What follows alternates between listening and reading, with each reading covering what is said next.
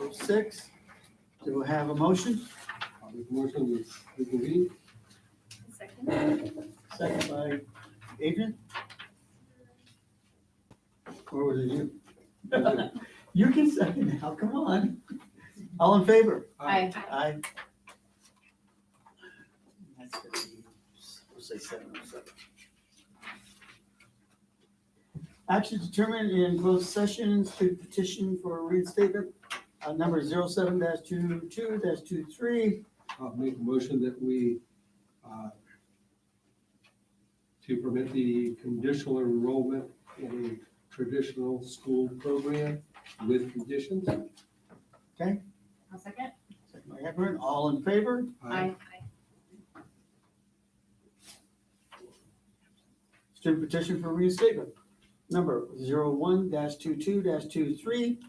To permit conditional re-enrollment in a traditional school program. You're gonna, I'll make a motion. you make a motion? I'll second. All in favor? Aye. Procedural issues. Recording of this meeting is being made and shall be kept for 30 days as a public record. Pledge allegiance.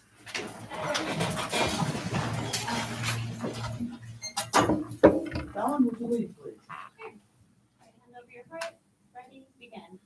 I pledge allegiance to the flag of the United States of America and to the republic for which it stands, one nation, under God, indivisible, with liberty and justice for all. Thank you, Fallon.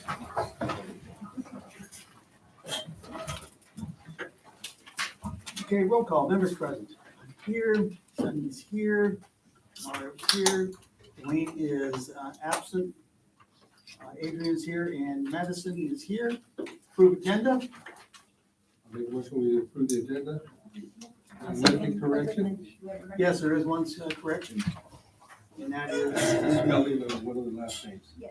yes, it was, it should be Kirk. Now, be on, Under classified stipend extra duty.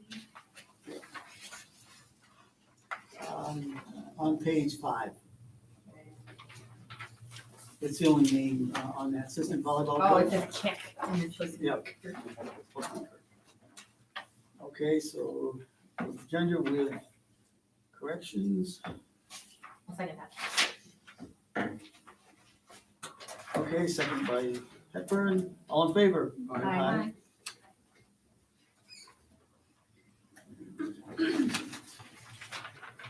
Okay. One thing that I'm very proud that this is going to happen, we're going to administrate the oath of office to our new student board member, Madison Smetsky. So you're up. Everybody's here. Mhm.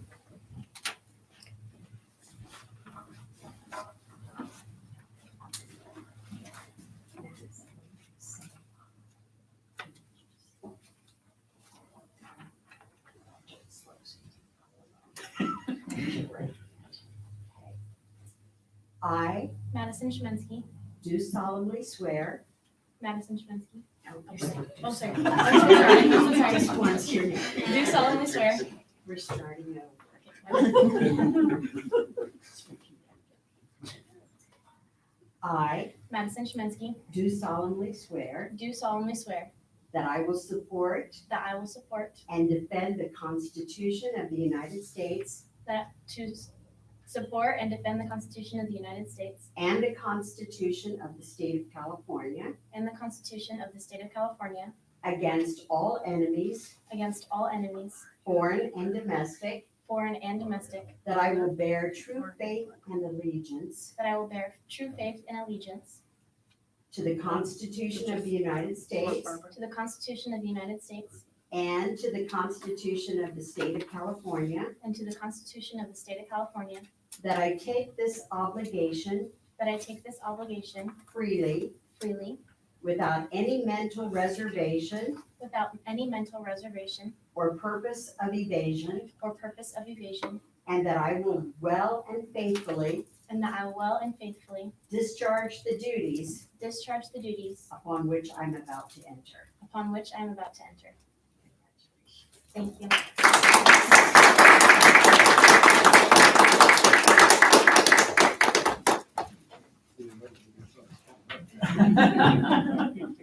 You're doing okay.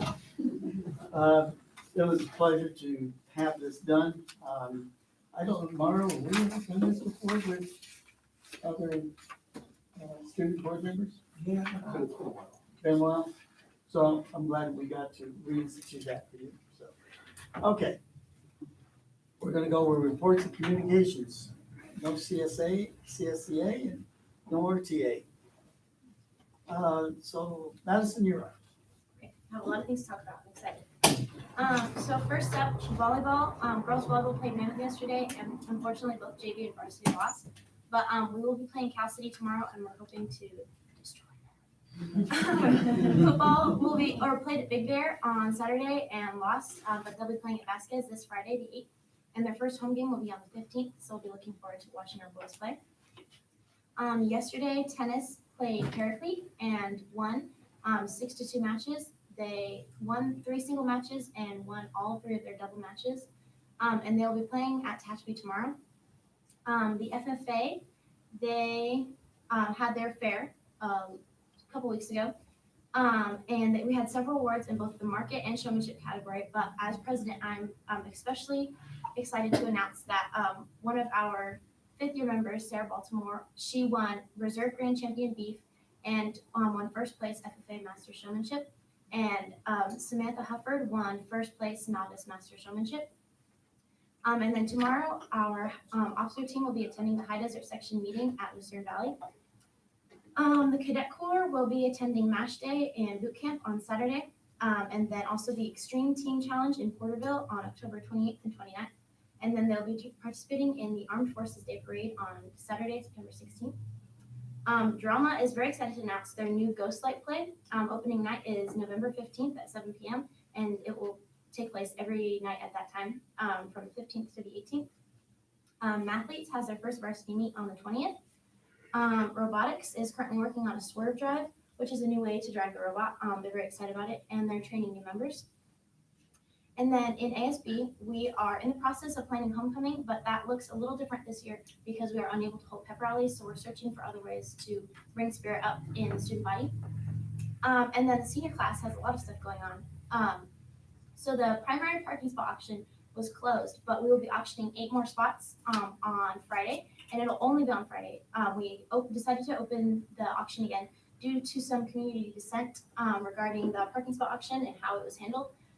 And so more students will have the opportunity to buy spots. And all bidding will end at 3 p.m. sharp. Mr. Escobar, the senior class advisor, has made it extremely clear that anything after 3 will not be accepted as a valid bid. Senior Sunrise happened. It was a great success. Everyone had a lot of fun.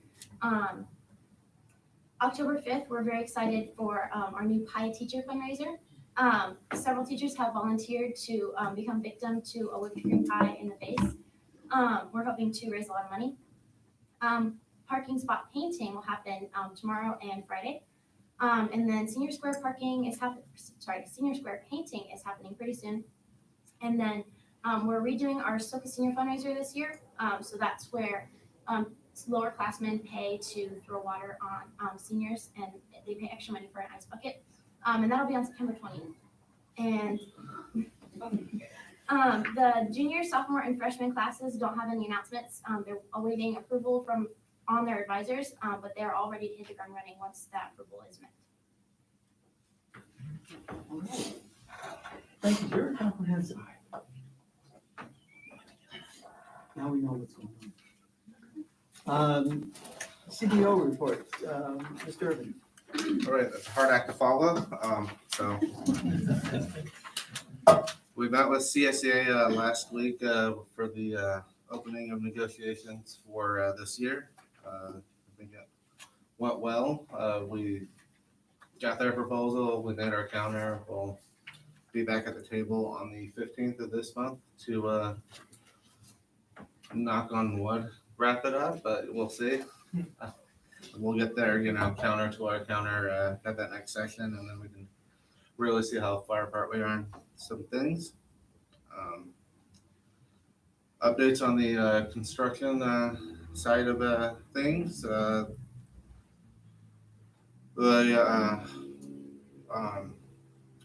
project at the high school is in the earliest phases. There's now a job trailer on site, and temporary fencing is being set up today and tomorrow, so that everything is done as safely as possible for staff and students and the contractors on site and everything.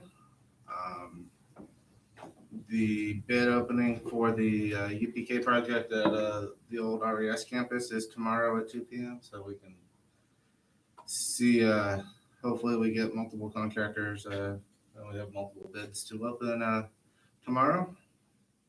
And then for TMS, we're gonna have Alma play a quick video.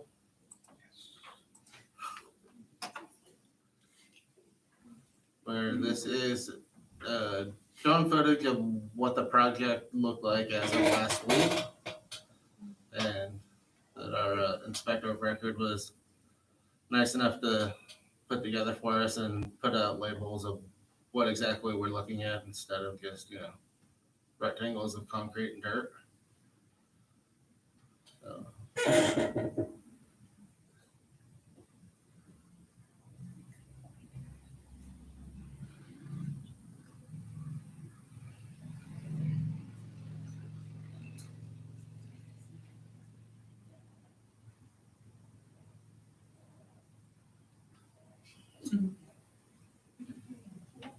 That's really all.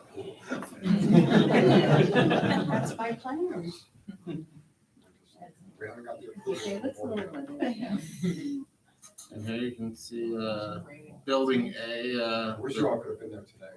pieces of it coming in. It was last amazing week. Today. Oh, wow. Today was, the kids were literally on the blacktop just staring. It was a sight to see today. Did you get the north building start put? You'll see. Set it. You'll see. It really was, I wish I was able to see more of it. I was busy doing other stuff, but I saw the tail end of it. But it's a crazy process to be able to watch. It's literally like they're putting together a puzzle. And it's so in sync with each other. So that last bit was what will be classroom building A coming in. The classroom buildings are Oh, 8 separate pieces. yeah. That when combined, they set it on the foundation, use a hydraulic jack to push it together, and then have somebody underneath to bolt everything down and put the plates together. So each of the classroom buildings are 8 separate pieces, and the restrooms, I believe, are 2 pieces.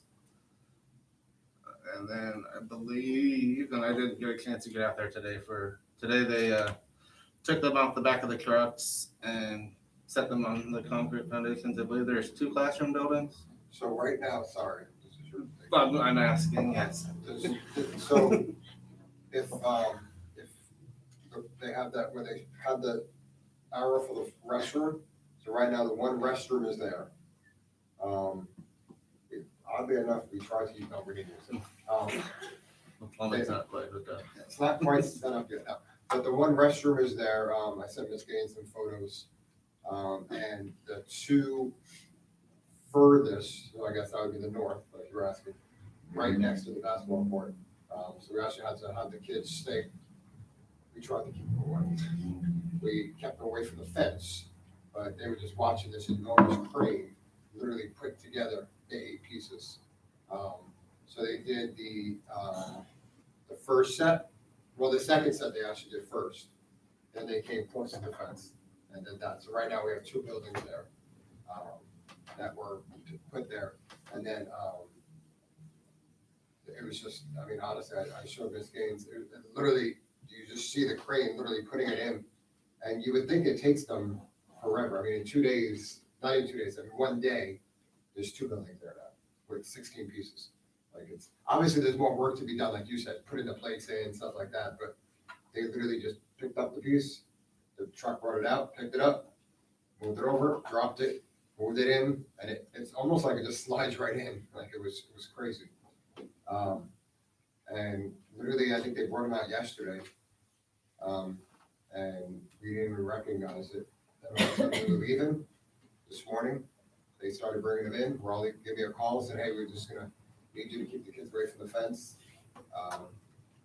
Good luck with that, but this morning, all the kids were watching as they started getting the second building, which I would say, and then they did the first. It was done by the end of lunch.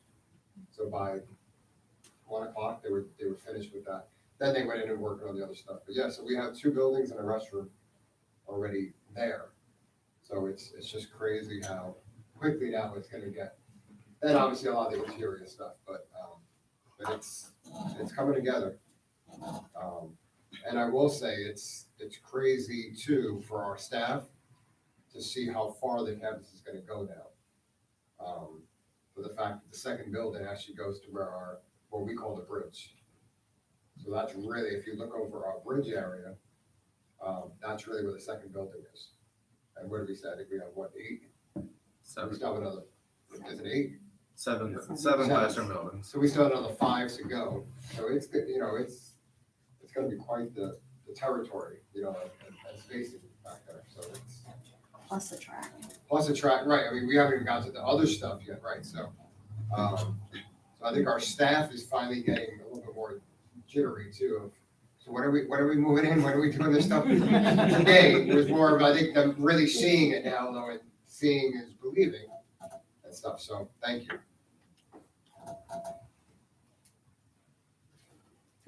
Alrighty, that concludes mine and Ed's. There's nothing wrong with that. Assistant Superintendent of Instruction and Curriculum, Dr. Mendez. Good evening, everyone. Welcome. I'm going to give some updates in terms of some professional development that we've had recently. On August 29th, we had a professional development at Roseman High Early College campus in regards to transfer VR. So they had that's the headsets and different equipment that can be utilized, particularly in CTE classrooms, to kind of have that experience, but virtually. So we had Mr. Riley, as well as other teachers participate, and from Tropical Middle School, we had Miss Spinach. She also joined in the training there, and then we had some of the students at the high school also participate. They tried out the equipment. They had that experience. They were very excited with the professional development that was offered there with the transfer VR, virtual reality, headset, and equipment. We also have been in contact, Ms. Gaines and I and Jen Wetzler. We met with Dr. Becky Wetzel, and she's one of the consultants that worked with us in previous years. And the plan is to have her continue the work that she has been doing with the elementary schools, as well as the middle school, in particular the math department. So, Dr. Becky Wetzel, Ms. Gaines and I have also been in contact with Dr. Douglas Fisher, and we would also like him to continue his work on teacher clarity, learning intention, success criteria, and other areas where he's been helping support school sites in the past. And most recently in June, we did a professional development for administrators as well. So we've been in contact with him for upcoming professional development opportunities. We have teachers at the high school, Mr. Carr, Mr. Escobar, Principal Mr. Bajnath, and I, we participate in Next Studies Community of Practice. It's a series of 6 sessions at Kern County Superintendent Schools Office. We'll continue to gather information and then share that information. This time we're gathering details, materials, resources. Okay. Additionally, we had a chance to Tropical Middle School. They had their back to school night, and parents had an opportunity to review the curriculum, look at some of the materials that are being utilized there at the middle school. And we're also getting ready for our reading and math academies. teachers have been preparing for the reading and math academies to help support students in particular areas in terms of their math and reading skills. So that will be coming soon, and teachers are getting ready for that. Okay. That concludes my presentation. Are there any questions? So when will Math and Reading Academy begin? Currently scheduled for next week, as early as next week. Some of the teachers is the plan. If not if any additional time for prep, then the following week, within next week or the following week is the time frame that they're the targeted time frame in terms of getting the academies going. Thank you, Dr. Mendes. Yeah. Assistant Superintendent, Special Education Pupil Services, Ms. Bailey. Hello, everybody. So, just a few things that we're working on. We provide monthly service logs for Medi-Cal because we get partial reimbursements for a lot of services that we provide for students in the district. And we usually get annual reimbursements. We were notified last week that we were underpaid. So that's always good. It turns out they owe us $655,281. So we're gonna be getting additional, that's gonna be reimbursed to us in 6 different payments. So that's pretty exciting for our department because that's gonna add a lot more things for services and stuff for our kiddos. Let's see, I met today with our county coordinator and program specialist to discuss our focus plan for this year. Our meeting went really well. We're making significant progress on our plan, so they were very excited about that. I am in the process of scheduling a workability program meeting for next week, so we can get some of our students placed in jobs in the community. We do that every year, and so they actually get paid for working while they are obtaining work experience. So it helps them out for their future. So that should be starting within the next couple weeks. We had our first crisis prevention intervention training last week. That went really well. They've updated the program and have incorporated a lot of trauma-informed practices, which makes it even more beneficial. So we're really excited about that. The training went really well.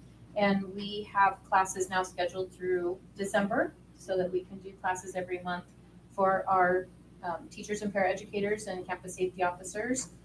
We've had site administrators attend as well, so that's been going really well. And the last thing, we have teams from each of our sites scheduled to attend KCSOS PBIS cohorts this year. Tropico attended last year, so they're not going to be attending this year, but all of our other sites are scheduled to attend. We have the 2 elementaries attending in East Kern, and the high school and alt ed attending in Bakersfield. And that's it for me. Thank you.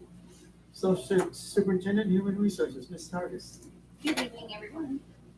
We are busy over in HR filling all of our open positions. So a couple of classified positions, a few certificated positions that we have that we're working on. As Robert mentioned, we did participate in CSEA negotiations this last week.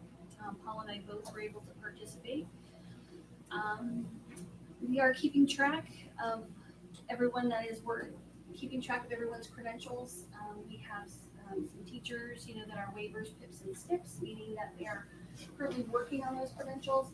So we're keeping track of them and helping them with their qualifications. Some of the universities require additional professional development, so we try to get them plugged in different areas to help them meet those requirements. We'll be sending out 4-week letters probably on Friday, and those are just letting parents know that the teacher that their student has is either a PIP or a STIP, meaning they have a provisional credential, and that's what they're working on in the classroom. Substitute teachers, we are getting new subs. We get inquiries 1 to 2 every week. So thank you very much for the increase in sub pay, because it really has helped us ensure that we have credentialed, qualified people in our classrooms, every day. So yeah, that was. That's it. Thank you. Superintendent's report, Mrs. Gaines. Good evening, everyone here and all of our parents and community members who are joining us from home. I don't want to get too caught up with all the construction going on, but I have to say, my heart is just so excited. I want to see the finished product so quick, and I know it's not going to happen that quickly, but since the first time I stepped on Rosamond High campus, I was like, oh, they need a cafeteria. And then when Mr. Davis, our director of grounds and maintenance during COVID, and I will never forget this, I told him, I said, here's what the California Department of Public Health, this is the spacing they want us to have in the cafeteria. So putting this spacing in place, please come back and tell me how many students I can have per lunch in that cafeteria. And knowing that we had like close to 800 students, I was thinking he was gonna come back with like 300 a lunch, maybe we have to go to 3 lunches. When he came back and told me I could have 14 kids spaced in that cafeteria, I was like, 14? Is there any zeros after that 14? And he was adamant it was just 14, spacing on both sides. So to see that we are now starting this cafeteria and knowing in my mind that it's going to be a beautiful building, I'm just overwhelmed and excited. And I cannot thank, when we talk about the construction, obviously Robert, my CBO, plays a big role, but the man out there in the trenches is Raleigh Davis, our director of grounds and maintenance. I don't know how he does it, because we have, as you heard, about to have potentially 4 construction projects, and they're not small ones. They're big $1 million projects. And so my hat's off to him. I can't thank him enough. Kudos to Raleigh Davis for everything you do for Southern Kern. I had a chance last week with Cabinet to visit Tropico Middle School. It was our first Cabinet visit to a site where we are actually there for a couple hours, and it was a delightful visit. And I want to say thank you to all of the teachers and staff who welcomed us and who opened their classrooms for us to just go in and hang out for a little while and stand and be, obviously we're standing back in the back, trying not to be obvious, but of course, here we come. And saw a lot of great instruction going on, a lot of students engaged. Thank you, Mr. Shevlin. Thank you also to Mrs. Atkinson for, I know that just didn't happen overnight, and all the CSOs and all the paras and the teachers, obviously their work, it was really, it was a delight. What really impressed me more than anything was I literally stood out there in passing periods a few times just to see for myself what it was like. And it was night and day from what I've seen before. I didn't even see a student put their hands or push like with their finger another student. So I know that takes work, and you probably would say, Mr. Shevlin, we're not there yet. There's always room for improvement, but I see that Tropico is definitely on the right road. And it was an old middle school person. I say it over and over. I am an old middle school gal. I know how fun they can be. And I also know that times they get really, really a little bit antsy. So thank you, and thank you to all the teachers who welcomed us on that day and staff. Speaking of Tropico, I have a little announcement to make from Mr. John Ferrandini, the music teacher at Tropico. and he wanted to let the board know that the Tropico Eagles Marching Band and Flag Team, did you hear that? Will be performing the national anthem for the AYSO opening event Friday, September 8th at West Park Field at 6 p.m. So if you have nothing else to do Friday evening at 6 p.m., you can go hear Mr. Ferrandini's band. Also, they will be marching in the Roseman Parade on September 16th. Parade begins at 10 a.m. So they'll be playing the national anthem at the parade as well. If you heard all of my cabinet members, well, not all of them, but the ones who were on the dais, they're so active and they're so involved and there's so much going on right now in each one of their departments that I can't thank them enough. I don't know how they keep it all straight sometimes, but they make my job easy because of these people who sit to my right. And I just want to say thank you to the 4 of you. I didn't forget you, Robert. Even though you used Ed as a backup, I didn't forget you. I just want to say thank you. I appreciate all of your hard work and covering everything you need to cover. I also want to thank our teachers and staff members who have signed up to teach the reading and math academies. And I don't think it's too late, is it, Mrs. Hargis, if they decide they still want to teach?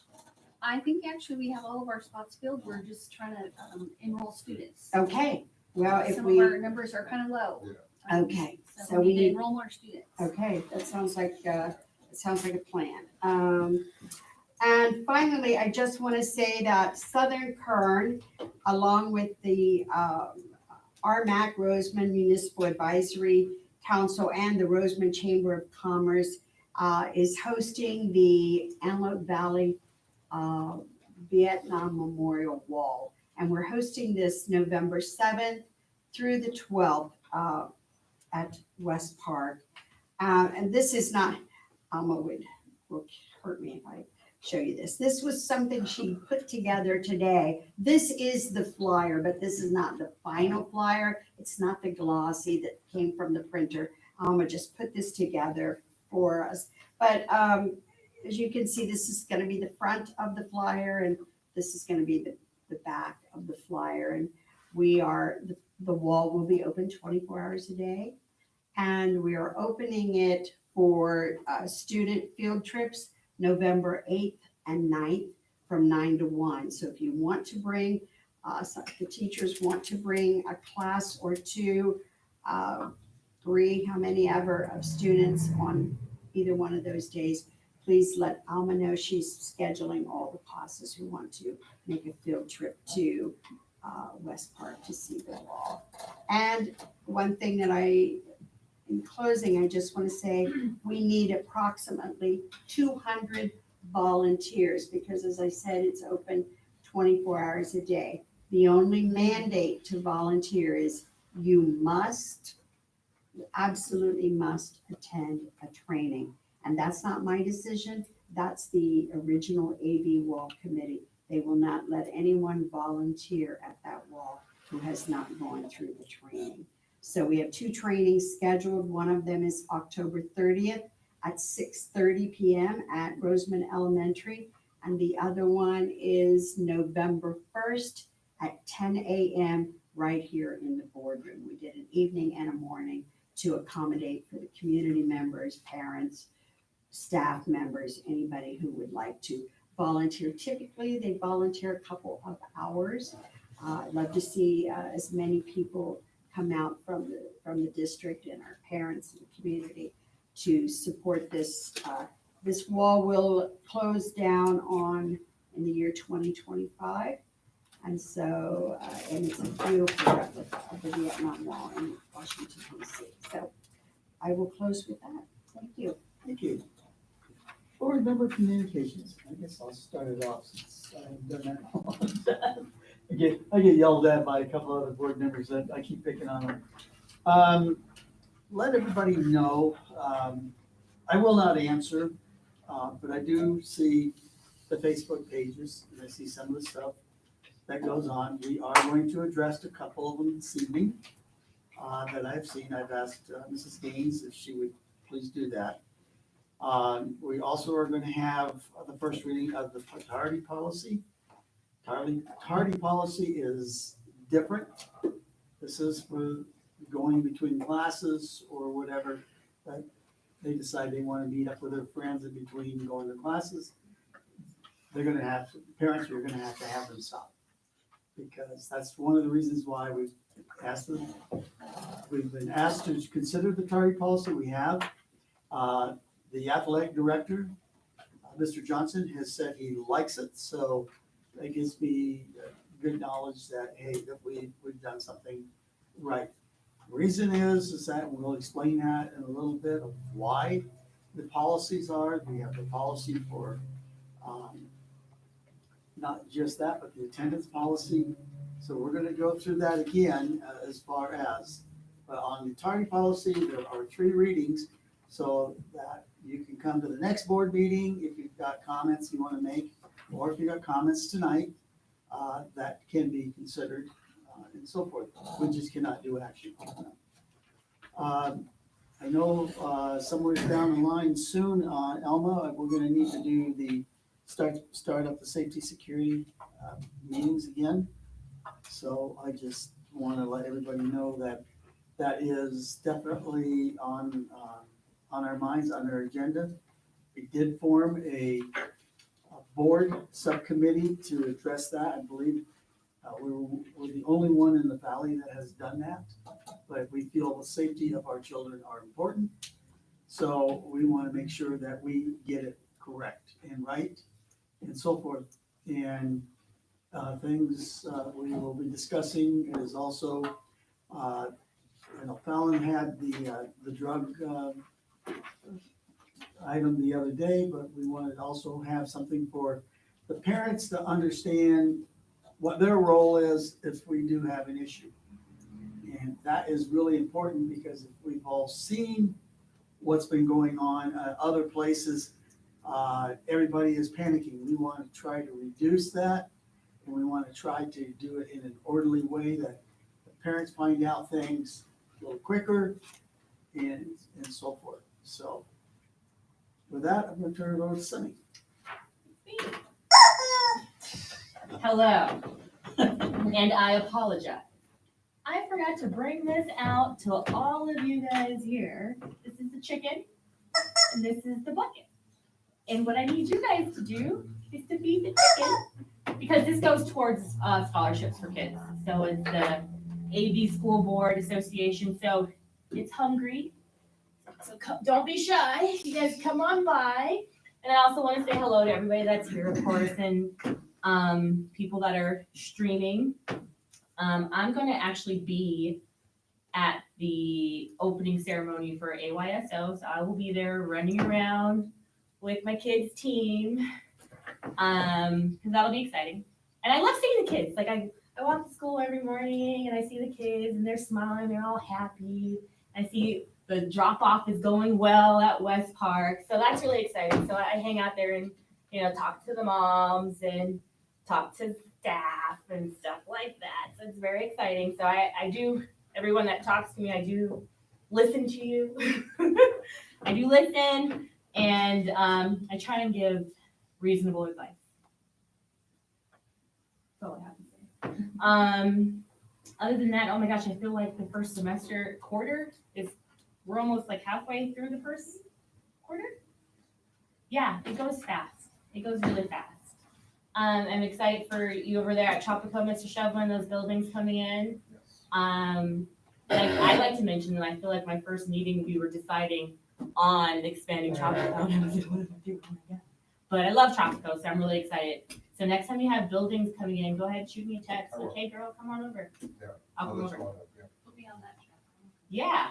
After your talk about sliding them together. Yeah, right? It's exciting. May as well hit us all. Right? Exactly. I was able to attend some of the volleyball games. I'm running around. I haven't seen the varsity games, but I'm definitely going to come out. But the freshman team is undefeated. Good job, Miss Kirk. Not Keck. Kirk. Well done. Other than that, oh my gosh, I don't know. I've just been running around like crazy person for like a month. But Mario, all you. Don't forget, I'll be coming to y'all's campuses this week because I've been slacking. I haven't been coming out here, so you will see me in the offices as well, everybody. Okay. Sorry, go ahead, Mario. Your turn now.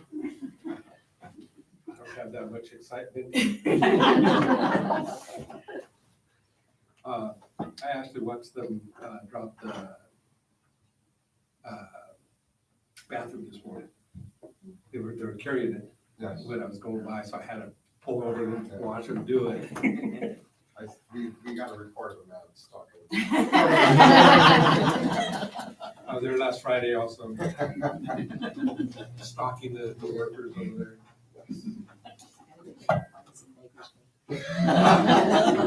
The construction has just been going gangbusters. And then we had a week ago that we had the meeting, no, it's been 2 weeks already, since we had the meeting for the cafeteria, and then we walked the area that they're going to fence off to make it the safest and usable area, because they got a lot of trucks that are gonna be going in and out, moving dirt, big equipment, all that kind of stuff. Nice to see you, Betty. Good to see you. Yeah, you'll love this cafeteria, I'm sure I because will. it's definitely not what we went to school with. It should seat close to 500 kids. Wow. 200 and, was it 260 or 280 inside? And then we'll have roll-up doors that'll have seating for 300 outside. Oh, yeah, and it'll be covered. So, yeah, if it comes out a third of what it's looking like in my mind, it's gonna be beautiful. Then we've got the project over at Roseman Elementary that we will be doing for the TKs. That it just goes out this week, and hopefully that comes out like it should, and we can get started on that one. So it's been very, very busy here at Southern Current. And everybody that way that's been doing all the curriculum stuff. Thank you, you guys are doing a great job. You guys out there actually doing what they ask you to do. This school year has just taken off running, and so far nobody's stumbling, so that's a good thing. I was at the auction at the FFA. It was very interesting. It's really nice to see that our Rosewood FFA did so well, both in showmanship and in marketing. So we're gonna have another very good animal. Actually, it won't be out there anymore. It'll be on somebody's table. Hey, what do you raise animals for? But the FFA, the 4-H, the Grange, all that stuff teaches the kids responsibility. It teaches them basically where the food comes from. A lot of people don't realize that you don't go to the supermarket and just the milk just appears there. A cow had to give it to you so that you could actually do that. I don't know if they do that in one day. When I was in school, they actually took us to some dairies and we saw the process of the milking, the processing of the pasteurization and all that stuff. I don't know. It'd be nice if they did. We visited Fresno State in their dairy area, but we weren't allowed to actually visit the cattle and see the milking process because they considered it a biohazard, like a biosecurity issue. Right, because yeah, you guys aren't sterilized to be able to be in there. Fresno State does have a very good agriculture, and they actually have a good farming program for winery. They do. My daughter actually lived right off the vineyard in Fresno State. She went. Okay.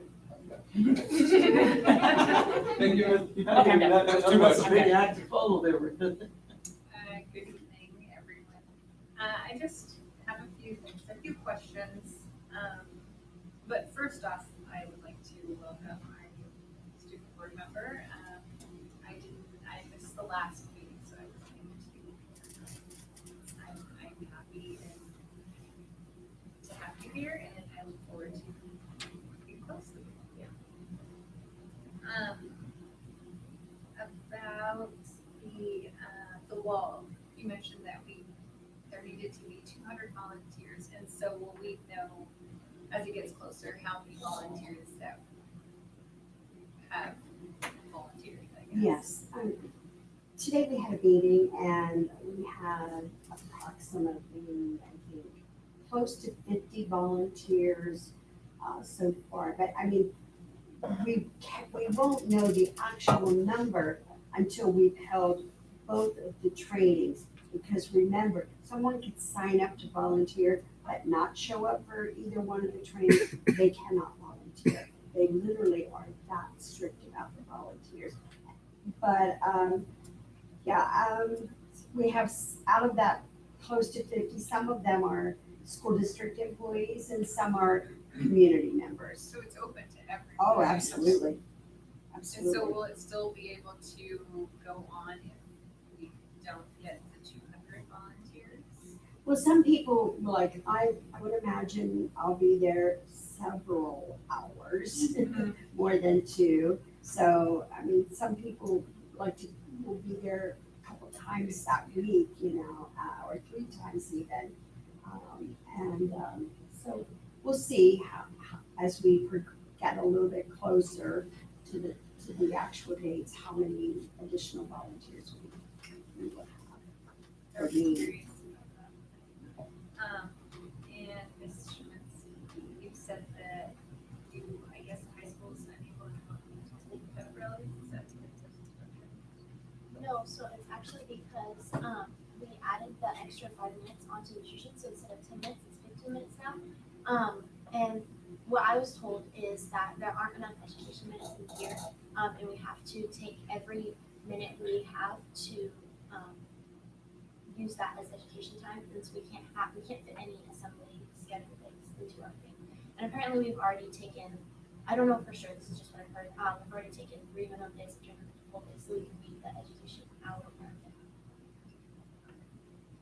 Okay, that makes sense. Okay.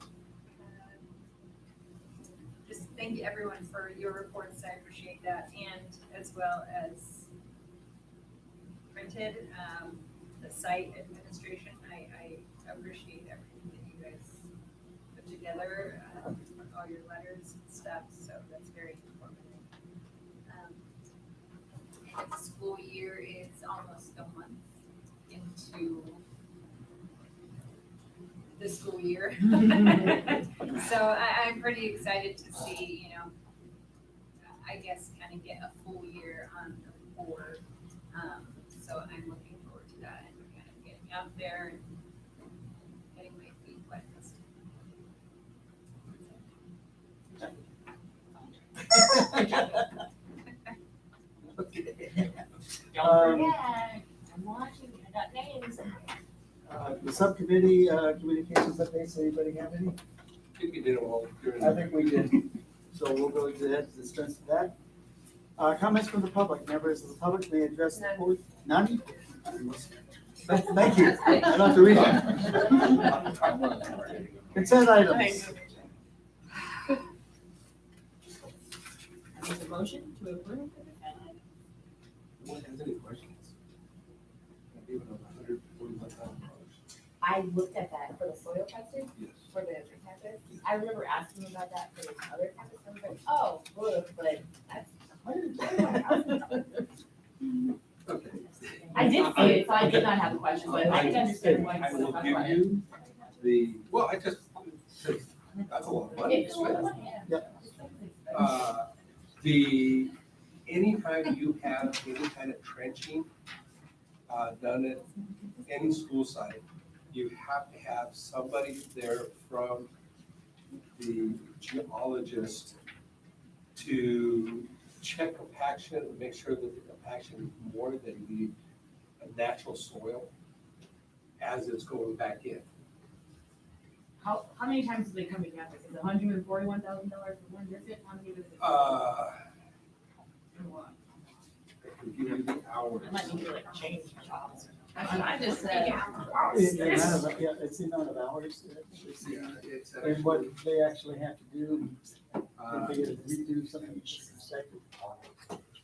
or anytime they're pouring any cement, they have to be on, because they have to have the proper PSI pressure for the cement to hold a certain amount of weight. For the mass grading, that will have to be done to get the main part of the building in. They have to dig it out 3 feet and then recompact it to get the proper compaction so they can do the pour. They figured about 200 hours of them being on site testing. When they have open trenching, they're gonna be about 272 hours. Okay, it's a lot of hours. Yes. Yeah, and like if they're doing masonry, they have to inspect where the blocks are gonna go, make sure the soil underneath them is gonna be strong enough to hold any kind of wall. And then when they pour the cement that fills these walls, they have to do what they call a slump test, which they pour this little cylinder and they take the coat off and they check it, see how fast if it slumps at all. Sounds fun. And they measure it, and then they'll actually take one back to the lab and crush it and see how much pressure it actually takes to crush that after it's sat for, I believe it's 21 days. Wow. That's why I didn't ask. I knew you were gonna tell me all of that. Okay, so now that I've explained that, Do I have it first? You go first. I was the first. you were the, All right. I will Second. second. Yes, sir. All in favor? I. Student, was it aye? Yeah, it is. General, board goals. Mrs. Gaines. Okay, hopefully this won't take too long, but. Right in the corner. Oh.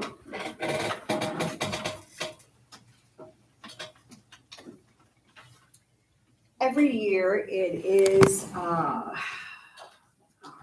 goal to complete assignments that we haven't done yet, or to improve test scores, or to whatever. There are various types of assignments that the board has given me over the past 4 years. Most of them, I'm pleased to say that my cabinet and I have completed, but there have been a couple that I think we could not. So tonight, as we move forward into the 23-24 school year, I want to make sure that not only am I doing what I have a vision to complete for Southern Current, but what the 5 board members feel they would like to see done. You are the elected officials, so I would like to ask you at this time, are there some things that you see when you're out there visiting schools, or maybe you hear from community members, your residents of the community, that we need to work on this year? Not that we're not working, as you can see, but there might be something else. I want to know early enough that we can address them because not everything can be done overnight. Sometimes it's a process. And so that's what I'm asking tonight is for the 23-24 board goals. All right, what do you think? I'm gonna give you one, and you already know it. Since we are removing the weight room for the athletes, one of the goals is to replace that weight room. In a year? You never know. No, It's a goal because I've already, and I have had people address that to me, and including a gentleman that's sitting in the back. And he just gave me a thumbs up for that goal, but he's correct. Without those, have to understand that weight room is important to the athletes because it gets, it helps them, prepare for their, football is probably the biggest, but you got wrestling and others that really need that weight room. But everybody should be using it. Yeah, yeah. Yeah, wrestling. Mhm. Exactly. Okay, Okay. moving we have on. that. I have it, Sorry. weight room. All right. How about, and this is not a goal that can be done in a year. Try to get more reading comprehension in the first, second, and third grade levels. They've gotten better, but I think we can do an even better job. Either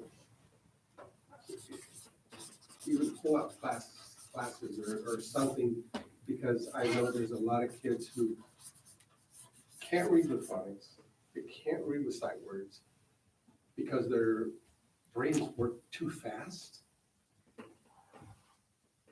I know it sounds weird, but I actually went to a class on that.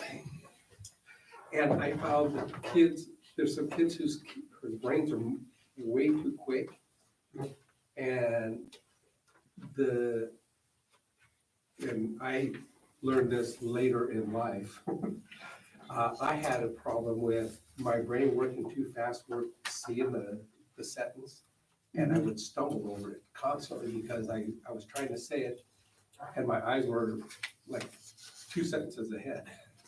Yeah, you can't slow down, yeah. Yeah, you have to slow down. And I couldn't get myself to slow down. And one of my daughters would have the same exact problem. And we found that if she stood on one foot, she could read out loud perfectly. So maybe look into different avenues of learning. I don't know if, I'm just throwing that out there. I would like to see possibly, I haven't heard about it happening yet this year, but cell phones are a problem in classrooms and what have you.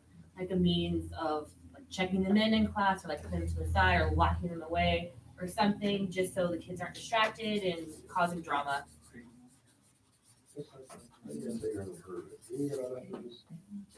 I must have blocked you. What happened? I don't. Have you been messaging? For me? That's the only problem we've had so far. See, hurry up. I must have read it. I must have read it. Cell phones. Yeah.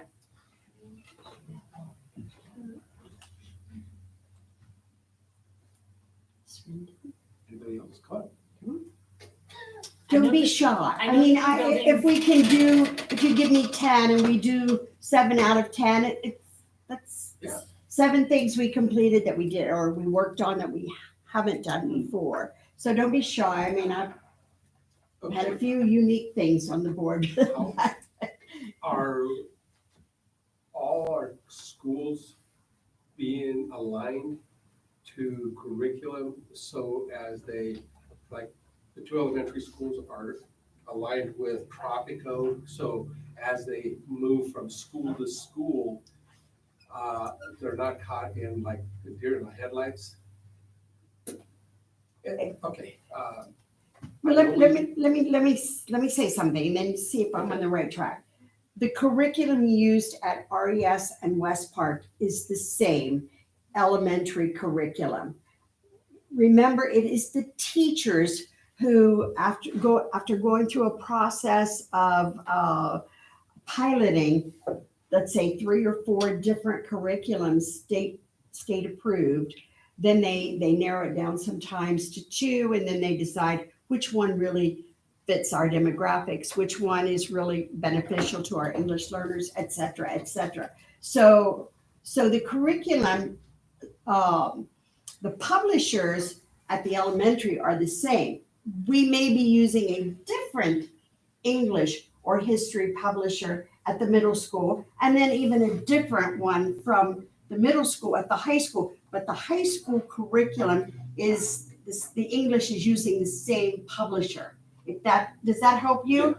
Okay. What I worry about is, there for a while, we had an issue with mathematics where when they went from the elementary school to the junior high, all of a sudden our 6th graders plummeted on their test scores. So there was a disconnect somewhere. I don't know if we have fixed that or not. I mean, I just remember our test scores a few years back, and it's been probably before COVID, that they were just not, instead of being a nice gradual and maybe a little, they kind of went downhill and then back up. So that would be a good one to try to get rid of, that downhill. I don't know how you would put it as a goal. Yeah. I was gonna say maybe the transition. Yeah. So transitioning between like elementary to middle school and transitioning from middle school to high school to make sure that they're prepared for that transition. Exactly. Yeah. So I'm glad somebody can explain it correctly. Because I can't. Good job, Cheryl. Good job, Cheryl, yeah.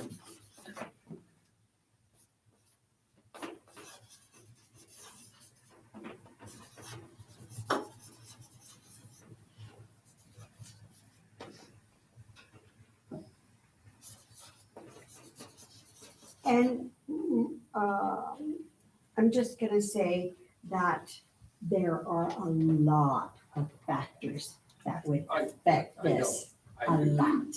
So, but I understand. we're looking at, professional development is in place, curriculum is in place, although the state just came out with new way to teach math recently. But yes, we're looking at trying to address all of those, making sure that the instruction is rigorous, it's engaging, it's essential standards and not just fluff. That's the key, I think, right there is essential standards. What do they need to know in 5th grade? What do they need to know in 6th grade? What do they need to know to prepare them for 7th, and so on and so forth. So I'm just gonna put that down as well. It's just, it's kind of funny sometimes when you have somebody. I have a grandson who, for fun, he does calculus. Don't ask me why. But he can't read a tape measure. Okay. I mean, tape measure is one of the best math tools there is. I'd rather have him doing calculus. I'm sure you would, but no, sometimes it just, there's a disconnect between reality and paper. I'd like to see all of the raised beds on the campuses being used. It's growing? Yeah, we have pumpkin, tomatoes, corn, and squash. That's what I'm talking about. What's going on at high school? I have no idea where you're going. There's a bed in the front, I've seen it. And then also at West Park. What's going on? Yes, We I get actually that. have A few teachers who are talking about it, so I will. It's spread- perfect time, I'll like spread more. cool weather crops, greens, broccoli, cabbage, Brussels sprouts, lettuces, spinach, radishes, beets, all the things. The kids will love it, it's fun. Just sprinkle, sprinkle. In all honesty, we talked about this when we visited Tropico, because they have a very Beautiful area. elongated, beautiful bed that there's Yeah. nothing in right now, that it's And I like did right talk in to the Steph, middle nobody of wants the to do a quad. garden club. so That would be, What? I'll come do a garden club. there you go. I have a garden club, yeah. You can join us. There you go. Dr. Mendez, did you have something to add? You're gonna talk about that. I was gonna mention pretty much what Ms. Gaines mentioned, where the different consultants that we're working with, they're focusing on the priority standards. And then I know the work's gonna be continued at the middle school level, in particular in mathematics. Instead of like, really focusing on seeing which ones are the overarching, standards that have skill sets where students, will utilize either immediately or in the near future as they transition to high school. That's something that, some of the consultants that we're working with, are gonna continue to work with our teachers in that particular area. that should help this one. Right. Yeah. That should, Dr. Wetzel was at the elementary, she'll still return to the elementaries. She's gonna be working with the middle school teachers on the essential standards, especially in math also. So, yeah, we already That'll help that. It's already going. Anything else? Nothing? No. Well, I'm gonna throw it out. Probably get Jimmy mad at me. Girls flag football. I just saw an article in the paper the other day, Knight High School had their first flag football game, and the next day they got inundated with girls coming out. So, correct me if I'm wrong, you and I had a discussion about this, Yep. and there is no, our Our league is league is not participating. So you want me to create a team and participate They're somewhere else? they want the games. You know how many games they've got? They get 28 games a season. And there are people all over the place. One school just went to Catalina and played from up here. So the games are there, but I think what Jimmy is concerned about is that our league, High Desert League, doesn't have it well, but it doesn't mean that we can't go participate with the others. The games are there. The games are there. I think that's what he's worried about is there going to be enough games? But it doesn't necessarily mean we may get it done this year either, or next year. But we need to go at it because the interest is there. We don't want to exclude the girls if they've got an interest. I agree with you. I mean, I understand.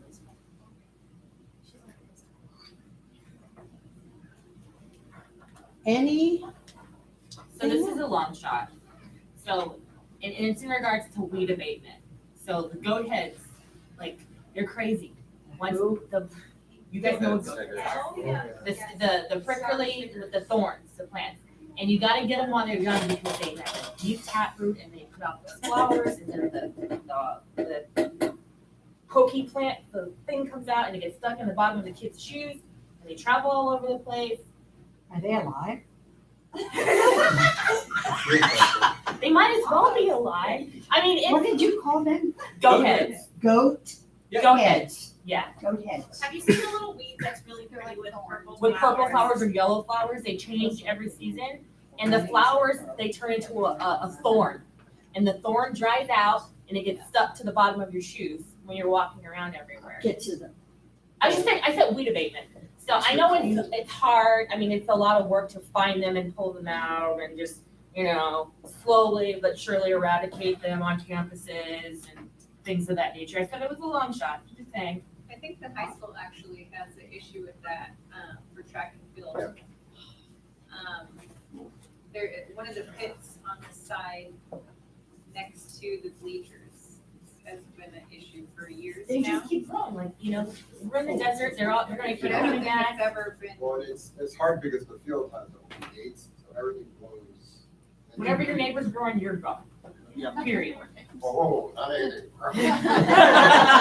Not everything, who knows? Just slow it down. But, I mean, I'm constantly in my backyard just pulling them out, digging them up, especially with the rain. They come so fast and they're very quick growers and they're a pain. So if, they have time to notice them, because I see them when I'm like walking on campus, there's going ahead and I pull people's weeds, it's weird. But, I know, I am weird. I'm okay with that. Okay. Maybe some better communication, not only between the parents, and everyone, but the board and teachers, principals, for everyone to kind of, I don't know, get together and coexist. Communicate, collaborate, like a mixer. Yeah. There you go. How's it going at the So parent we center? can kind of, just get an idea, talk a little more openly, and maybe people are willing to share some ideas, give us just some more insight into things. Okay, and tell me, So Adrian, say we had it at Roseman Elementary and the cafeteria, and all teachers and administration, whatever, are welcome to come this evening. It was like 2-3 hours. And then we said, kind like a workshop. open forum type thing? yeah, I guess, but just a little more loose, I guess. Not really like chairs and, hey, what do you think? Just everyone kind of walking around and. Are these agendized items or is it just like common? Yeah, just like a social thing. I don't know, as a parent, before I joined the board, I thought that's kind of what went on. Like, okay, I'm gonna talk to this principal, like, how do you not know about what's going on here? How does this teacher know this and you don't know this? And I don't think anyone's really communicating with each other. So it's kind of like, And as I'm about to write, because I do hear what you're saying, I need for you to remember that there are issues that sometimes exist that you know of as the board and I know of, but not all of my cabinet members know of. There's a lot of sometimes confidential things that there may be things that administrators know and I know, but not all of the teachers know.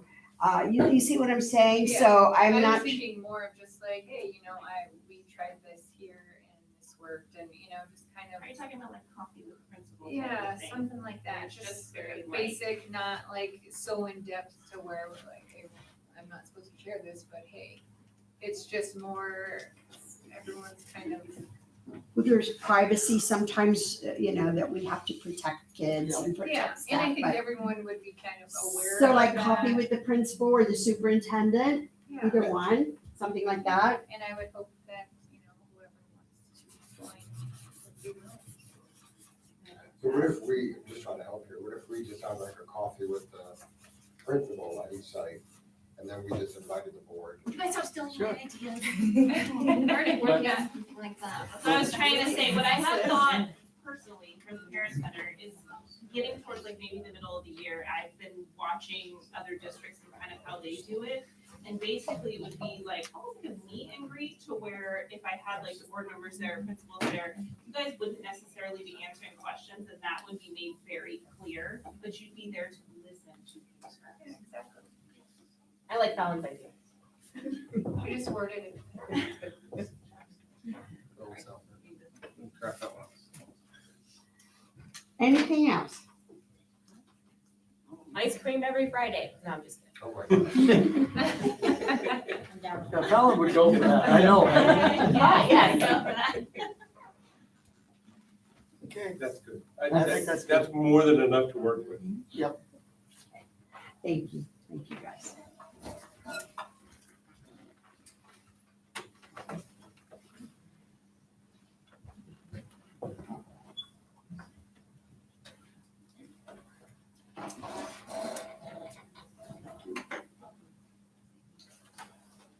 okay. first reading and review of the tropical middle school tardy policy. Mrs. Gaines? Yes, this was presented, and I'm not gonna remember the exact date, Mr. Shevlin presented this to, sort of as, he just brought it up at a board meeting, that this is what they would like to do to decrease the number of tardies. Not only tardies, when we think of tardies, the first thing that comes to mind is students arriving late to school, but that's not the real, that is a tardy, let me say that, that is a tardy, but one of the real issues that they've had in the past at Tropico is students actually on campus who arrive late or not at all to class. And then sometimes we have the parents say, why do you have 15 tardies to second period? I drop you off, or you ride a bus and get there early. So this is the tropical middle school tardy policy that they have in place. This is not, let me say up front, this is not the district's tardy policy, and this is not the tardy policy for achiever trips. This has nothing to do with the achiever trips. So this is for your first reading. This will come back another second reading, and then the third time for as an action item. I was under the impression that, talking with, the last meeting we talked about this, that this was heading towards the district policy Yes, for tardies. for tardies, Mhm. just tardies, okay? So do we want to put tropical school, or do we want to put Southern Kern tardy policy? If we're going to bring it back as a district policy, then I need to confer this with Mr. Torres, with Mr.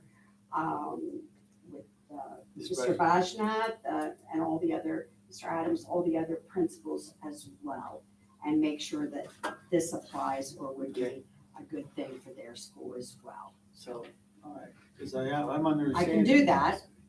I feel like it's more of an occurrence here at the middle school level. Like right now, Mr. Shevlin, have you had to make the phone calls yet to any parents, or the students adhering to? No, and you guys have my letter, I think, Don mentioned, and I was able to share it at back to school night.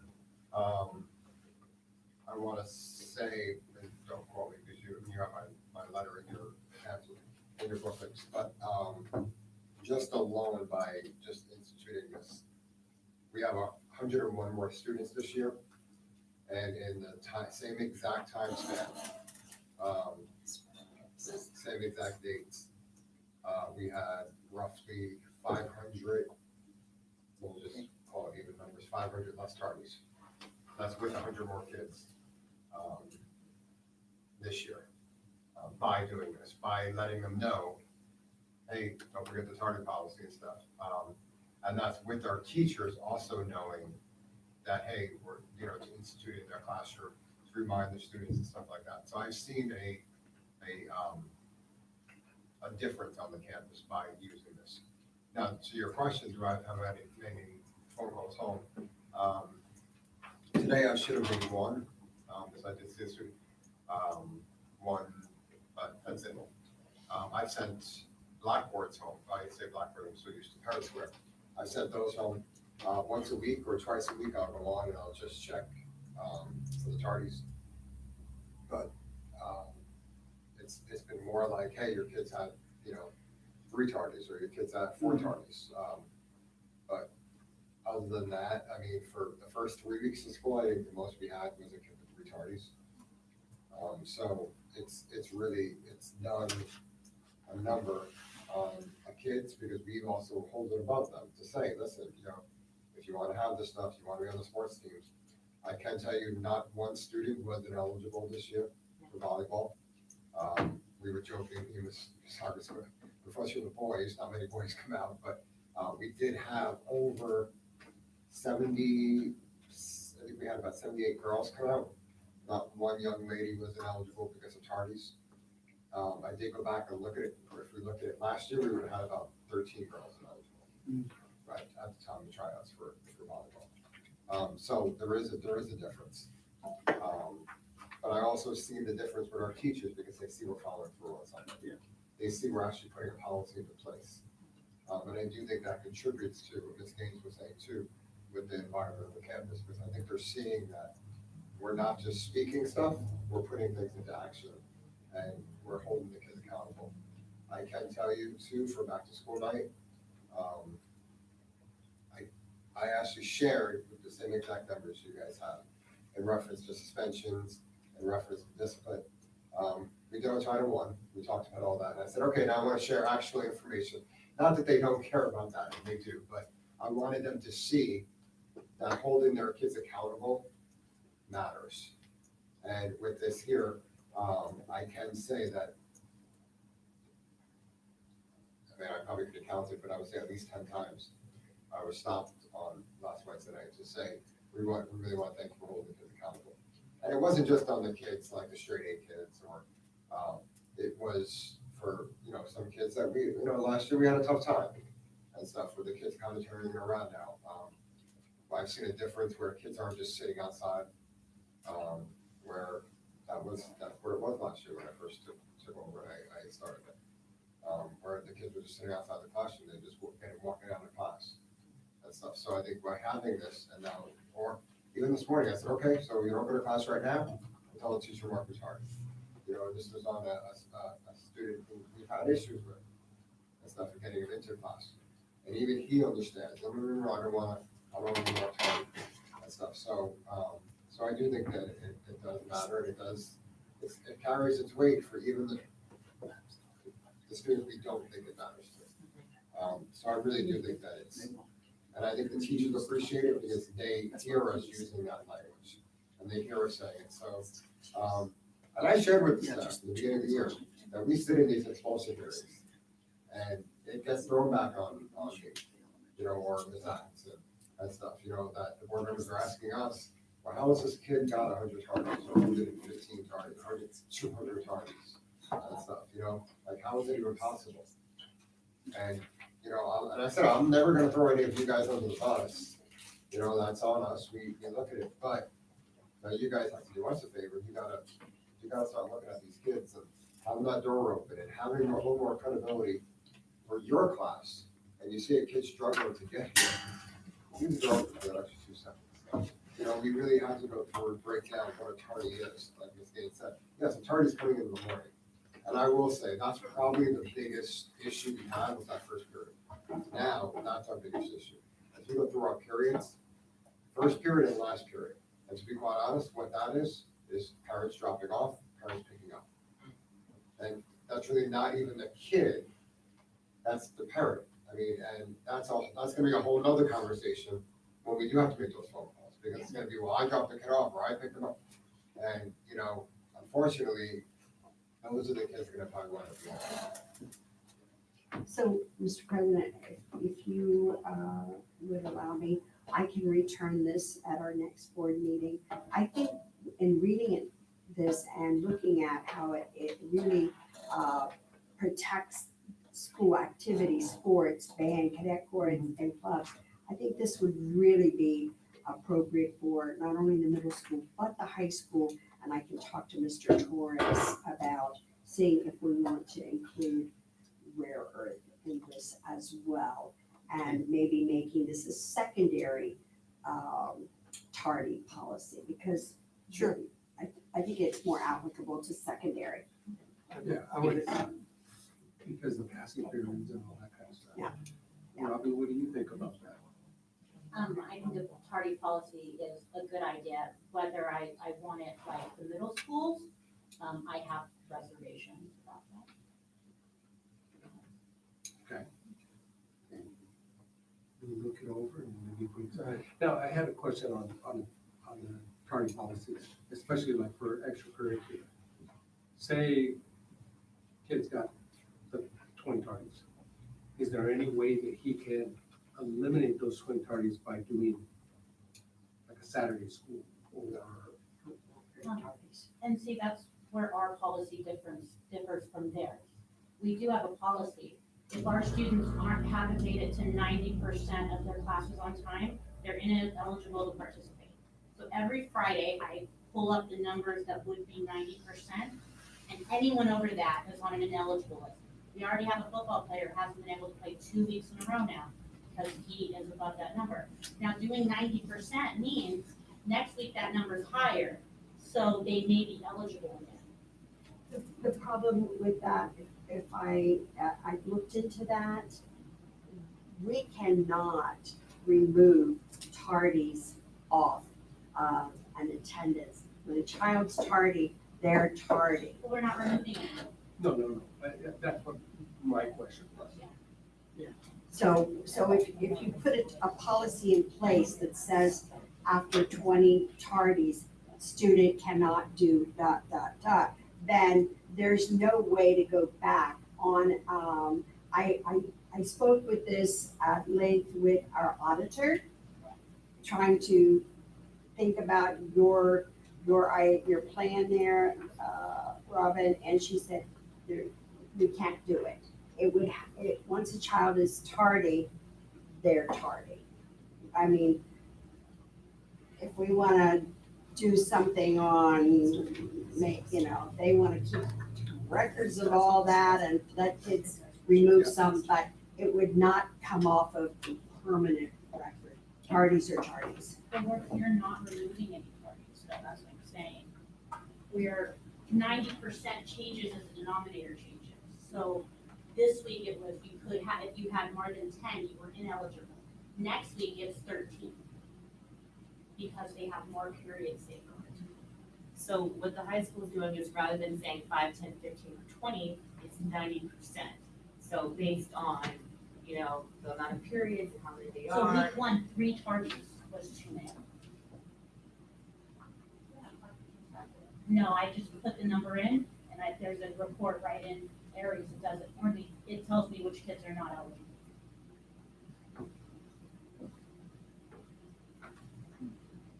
So they have to be on time Well, to now, fix the ratio. well, it's, The problem with that though is, and I don't know, I'm sorry, but I've looked into that as well, is that that is based off of if you're absent, because you're not absent, it just leaves a lot of undetermined. When I was 18, you tried to do something similar with that. So that's the only reason I wrote it, just basic numbers. I'm not, whatever we decided to do, right, we decided to do it. So it just went into the whole fact of I could be tardy once and be ineligible because then I got sick for 2 days. But you could be tardy twice but then you went to school for, so it's not a predetermined number where we're not being treated equally. It's not the equity. If you're absent, are you automatically marked tardy for the classes that you're not? No. What I'm saying is, if you mark absence, then that's not going into how many times you missed that class then. Right. Now you go from, say, for us, you have 7 periods, so 35 classes. So now instead of being, which is usually for argument's sake, 3 out of 35, now it's gonna be your 2 out of 28. Yeah, we're not changing it for students. If you're absent, that's on you. I hear what you're saying. I think like this, it sounds like this policy. We just use round numbers, that's all. Right. That's all,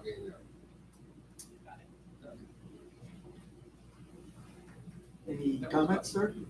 My kids are not allowed to participate in sports, so there's nothing for me to take away from them really, other than achiever trips if they go over a certain amount of absence. Okay. And we'd say 3 tardies equals 1 absence.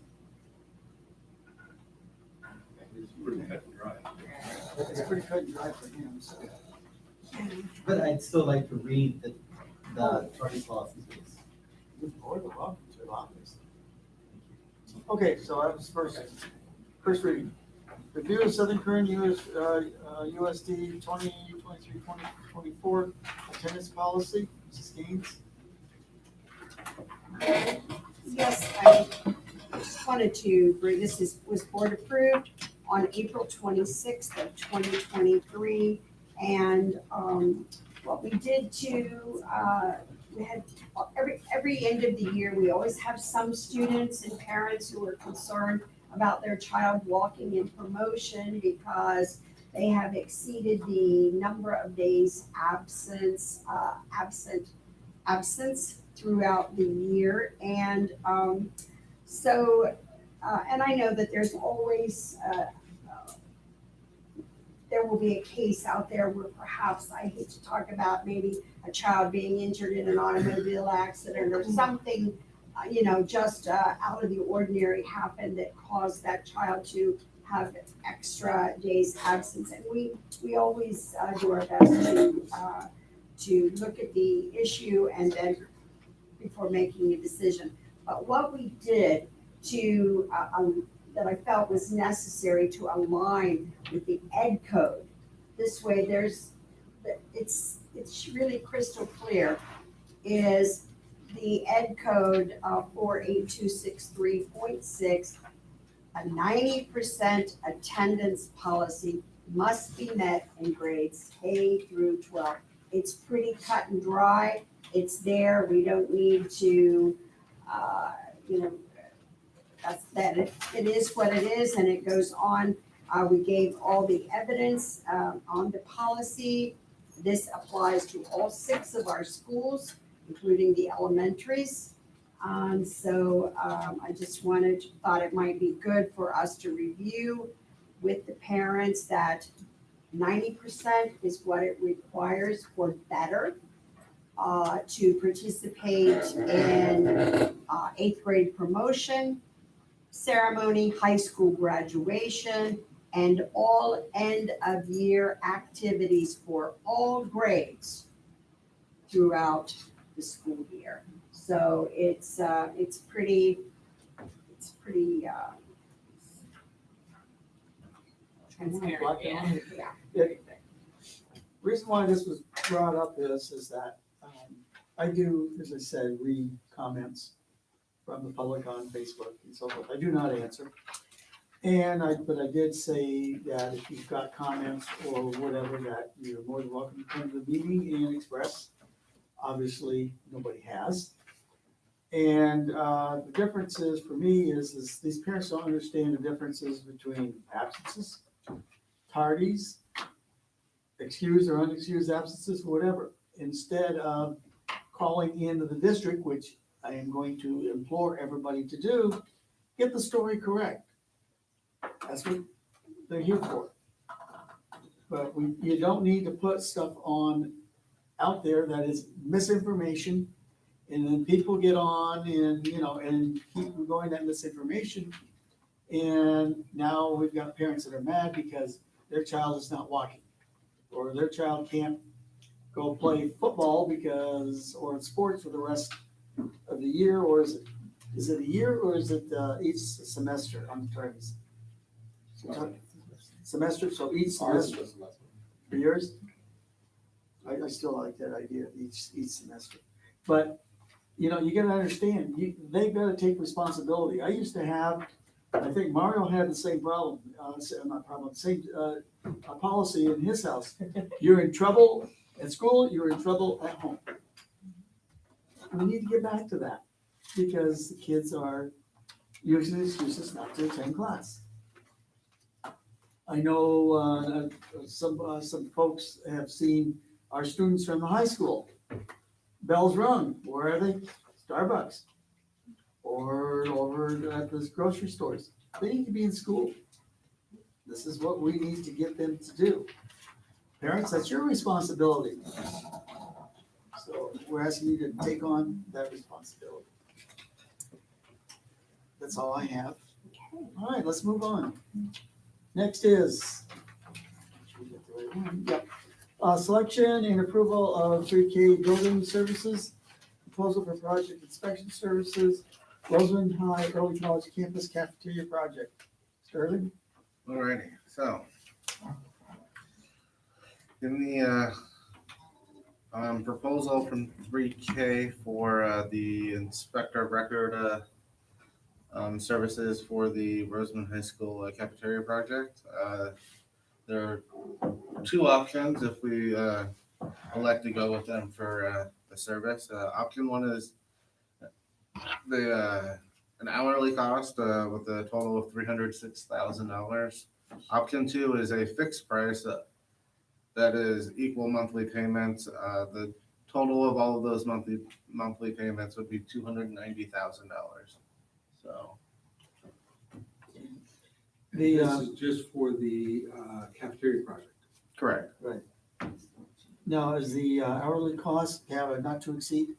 The $306,000 would be the not to exceed. So theoretically, it could be lower than that, but if so.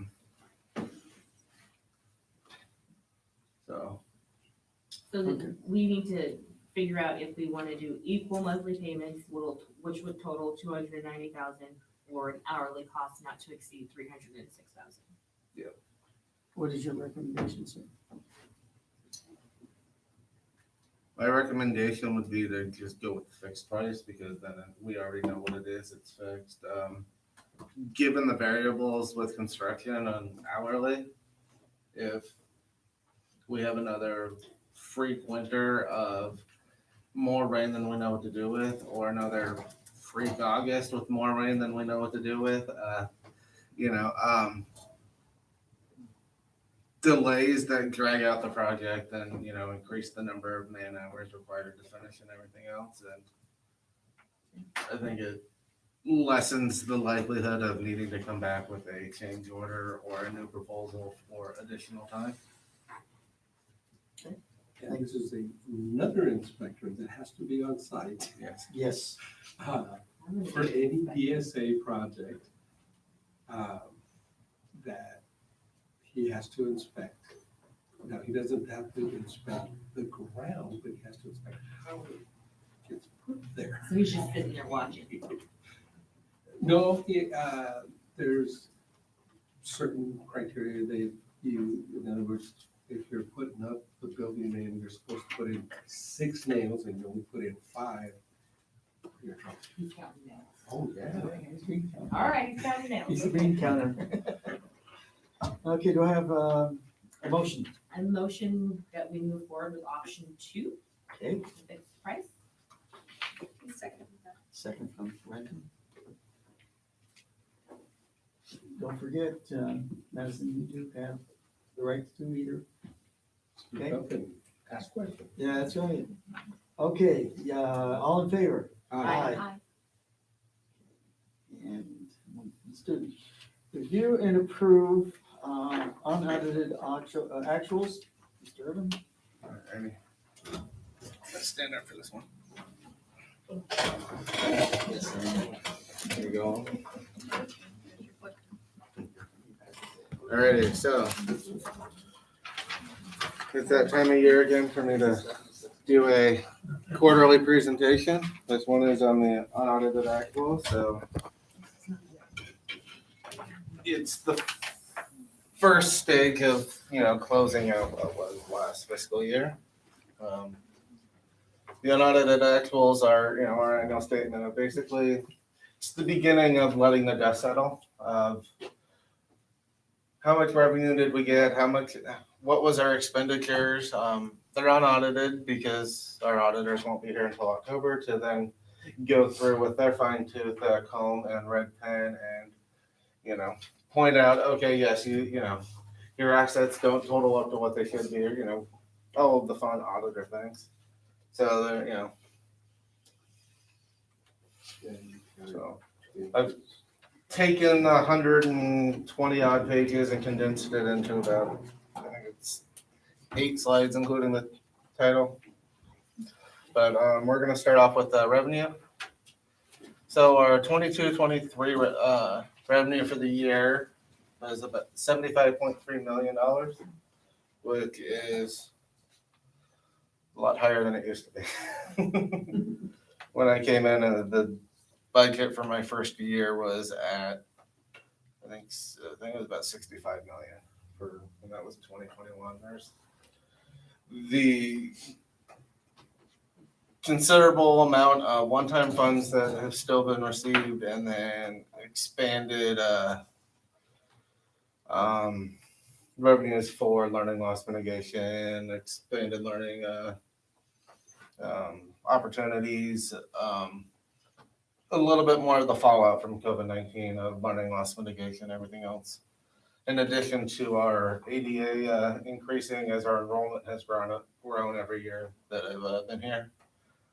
Our beginning fund balance back in July was $17 million. That we ended with, as of June 30th, $36.5 million. Again, this is, combination of increase in revenue as well as when we get into expenditures, areas via LCAP that were underspent. So this is the breakdown of the revenue. I'm gonna pat myself on the back on this one a little bit. For if you look at this column is unaudited actual. So this is the report for the end of the year. This is the estimated actual. So if you'll recall to the budget presentation, there's two columns of what is upcoming year's budget and where do you think you're going to end this year. I almost nailed the total balance. It's only about $500,000 off, which in the grand scheme of things, it's a big number, but compared to $75 million, like it's, but what I didn't anticipate was that state revenues for LCFF, so this is our LCAP dollars and our all of our state aid dollars, so LCAP, EPA, which there's a resolution about later. That's what our LCFF dollars comprise of, as opposed to other state revenue.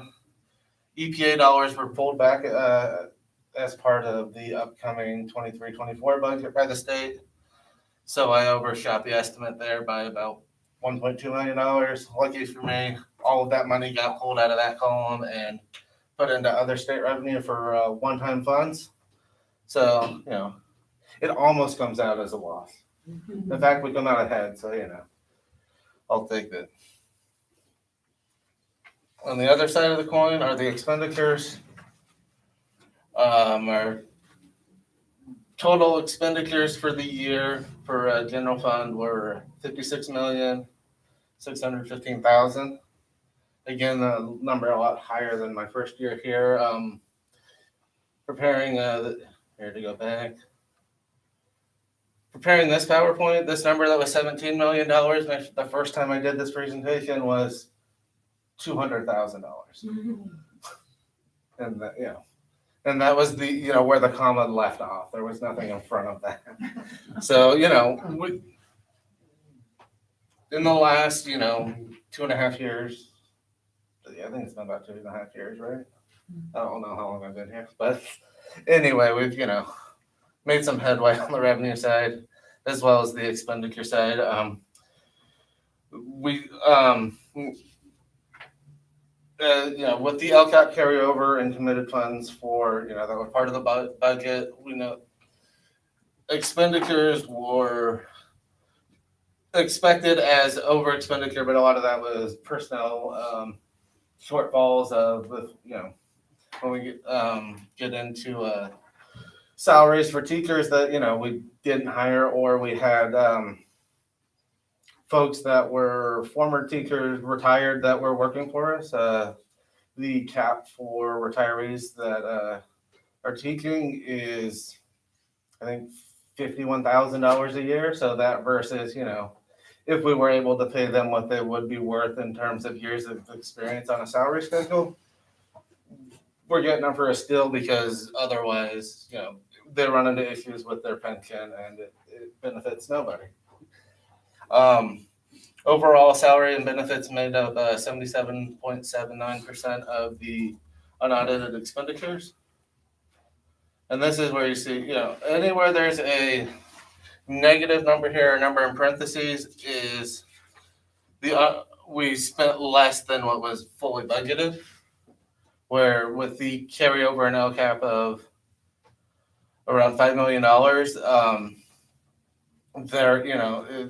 it's across the board really. The only place that we overspent that was under budgeted was in benefits.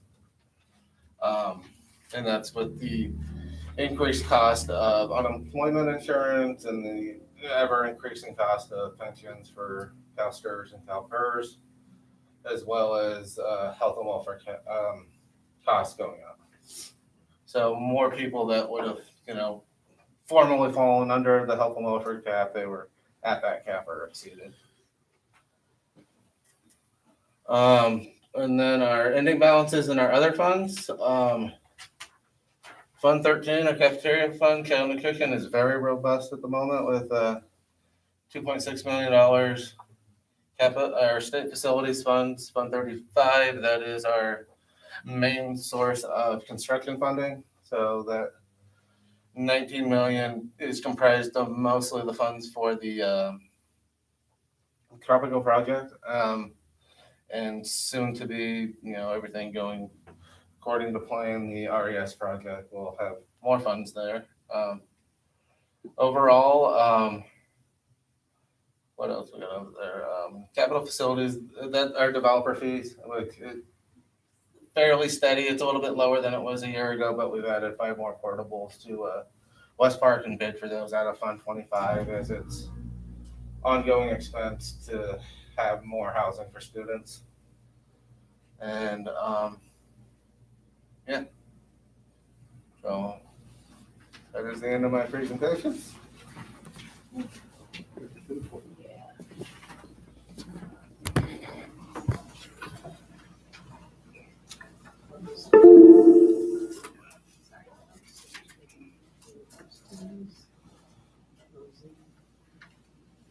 Do we have a motion? Make a motion to accept the unaudited actuals. Second. All in favor? Aye. Approve resolution 22-24-01, educational protection account, article 8, section 36E. Mr. Chairman. Alrighty, this is the first of 2 resolutions tonight that are annual resolutions. Language in this is pro forma, basically. It's EPA funds are part of stated, like I said earlier. The purpose for these funds are instructional use. The district's use of these funds at this point is solely on teacher salary. We don't pay for anything else using EPA funds. So this is, just an annual update to the resolution that, needs to be passed every year with the first interim. Make a motion to approve. I second. Is that you, Adrian? Yes. Thank you. All in favor? Aye. Approve resolution 23-24-02, GAN limit. All right. So the GAN limit is a spending limit that was put in place with Proposition 4 in 1979. It is a resolution for both the state and then local governments on the amount of funds spent in a given year. So this is another pro forma resolution that addresses that, yes, we are subject to the GAN limit and we have not had any issues in terms of exceeding that limit within the last year. Make a motion to approve. I'll second. Okay. Thank you. We got her. She's on record. All those in favor? Aye. Hey, your mom over there laughing. Personnel items, approve the following list of personnel items. We do have one small change from Keck to Kirk. You're on, Mrs. Sargis. As I mentioned, we've been doing a lot of hiring. We have our math and reading academies. And so we just ask that you approve as written with the Kirk instead of Keck correction. Okay. Make a motion to approve. Yes, ma'am. I second. Second, Brandon. All in favor? Aye.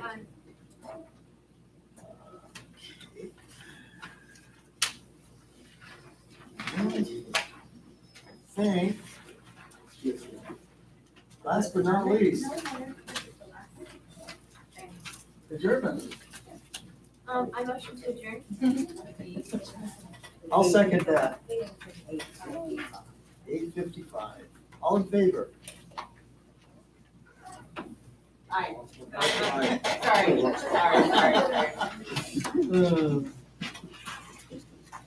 8:55. Thank you all for coming. No, it was, No, I got